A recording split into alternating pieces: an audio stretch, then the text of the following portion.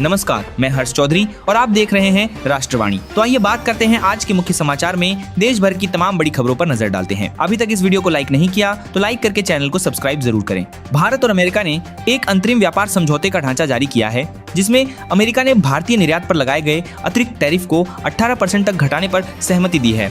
इसके लिए दोनों देशों ने डर्न और तेल आयात से संबंधित प्रतिबद्धताओं पर बातचीत को अंतिम रूप दिया है। इस समझौते का उद्देश्य 2026-27 में द्विपक्षीय व्यापार और निवेश को बढ़ावा देना बताया गया है तथा इसमें कृषि और तकनीकी माल पर बाजार पहुंच को भी सुधारा गया है। राजनीतिक आलोचक इस समझौते पर मिश्रित प्रतिक्रिया दे रहे हैं। कुछ इसे लाभकारी मानते हैं तो कुछ भारतीय हितों पर समझौता बताया जा रहा है। मर्दानी 3 प्रचार विवाद, खोई लड़कियों को लेकर गलत प्रचार का मामला। दिल्ली में कुछ सोशल मीडिया रिपोर्ट्स में दावा किया गया कि 800 से अधिक लड़कियां लापता हैं और इसे फिल्म मर्दानी 3 के प्रमोशन के तौर पर पेश किया जा रहा था। इस पर यशराज फिल्म्स ने स्पष्ट रूप से इन आरोपों को गलत बताया है और कहा है कि फिल्म या प्रोडक्शन हाउस का इस प्रचार से कोई लेना देना नहीं है। दिल्ली पुलिस ने इस प्रचार को गैर जिम्मेदाराना बताया और कहा कि ऐसे किसी भी डर फैलाने वाले प्रलोभन की अनुमति नहीं दी जाएगी। भारत ने अपनी रणनीतिक मिसाइल कार्यक्रम के तहत अग्नि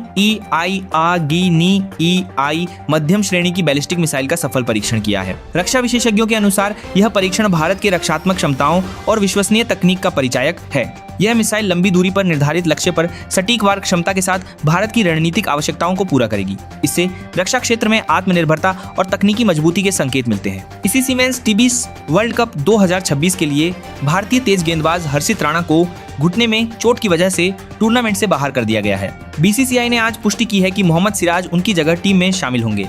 यह बदलाव भारतीय गेंदबाजी विभाग के लिए महत्वपूर्ण माना जा रहा है, क्योंकि सिराज के अनुभव से टीम की रणनीति में मजबूती आएगी। भारत ने 2026 के लिए संयुक्त राष्ट्र के नियमित बजट में $35.18 मिलियन का योगदान समय पर जमा किया है, जिससे वह सम्मान रोल में शामिल हुआ है। यह कदम भारत की बहुपक्षवाद और वैश्विक शासन में भागीदारी की गंभीर प्रतिबद्धता को दर्शाता है। सदस्य देशों की समय पर वित्तीय भागीदारी को उनकी स्थिरता के लिए आवश्यक माना जाता है। भारत GCC मुक्त व्यापार समझौता बातचीत का टोर साइन हुआ। भारत और गल्फ कॉपरेशन काउंसिल GCC के बीच मुक्त व्यापार समझौते FTA की बातचीत शुरू करने के लिए टर्म्स ऑफ रेफरेंस पर हस्ताक्षर किए गए हैं। यह समझौता व्यापार, निवेश और ऊर्जा सहयोग को बढ़ावा देगा, क्योंकि GCC भारत का प्रमुख व्यापारिक भागीदार है। पिछले वर्ष कुल द्विपक्षीय व्यापार USD 178.56 बिलियन रहा है और यह नई बातचीत दोनों पक्षों के लिए रणनीतिक व्यापार अवसर खोलने वाली है। भारत के सर्वोच्च न्यायालय ने तमिलनाडु और कर्नाटक के बीच पेन्नैर नदी विवाद को सुलझाने के लिए केंद्र सरकार को एक विशेष ट्राइब्यूनल बनाने का निर्देश दिया है।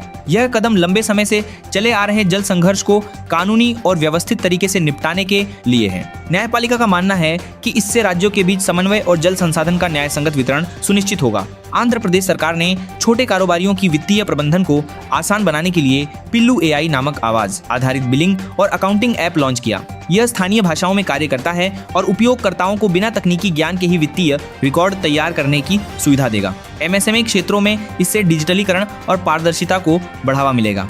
असम सरकार ने डेरांग के कोच वंश के सांस्कृतिक विरासत संरक्षण के लिए 50 करोड़ की अनुदान योजना को मंजूरी दी है। इसके तहत ऐतिहासिक स्थलों और स्मारकों का संरक्षण होगा तथा पर्यटन को बढ़ावा मिलेगा। यह पहल स्थानीय सांस्कृतिक पहचान और इतिहास को संरक्षित करने के लिए महत्वपूर्ण कदम माना जा रहा है। ढाका की एक अदालत ने पूर्व प्रधानमंत्री शेख हसीना को भ्रष्टाचार मामलों में 10 वर्ष के कारावास की सजा सुनाई है, जिसमें उनके कई रिश्तेदारों को भी अलग अलग जेल की सजा दी गई है। हसीना फिलहाल भारत में निर्वासन जीवन जी रही हैं, जिससे यह मामला दक्षिण एशिया की राजनीति में बड़ी हलचल का विषय बन गया है। भारत और किर्गिज़स्तान की 13वीं संयुक्त सैन्य अभ्यास खांजर इक्सी असम के मिसामारी में शुरू हो गया है। इस अभ्यास में विशेष बलों की भागीदारी है और इसका उद्देश्य आतंकवाद विरोधी, शहरी युद्ध और उन्नत रणनीति पर तालमेल बढ़ाना है। यह साझेदारी दोनों देशों की सैन्य क्षमताओं और विश्वास को और मजबूत करेगी। यंत्रा इंडिया लिमिटेड को रक्षा क्षेत्र में मिनिरत्न श्रेणी I का दर्जा दिया गया है, जिससे इसे अधिक वित्तीय और परिचालन स्वतंत्रता मिलेगी।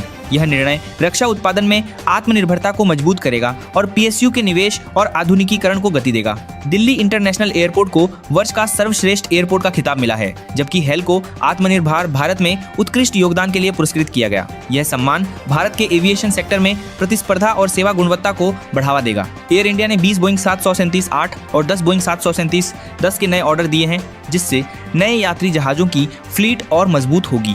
इसके अतिरिक्त A321 XLR उन्नत वेरिएंट के लिए एयरबस साझेदारी को भी बढ़ाया गया है, जिससे अंतर्राष्ट्रीय मार्गों पर क्षमता बढ़ेगी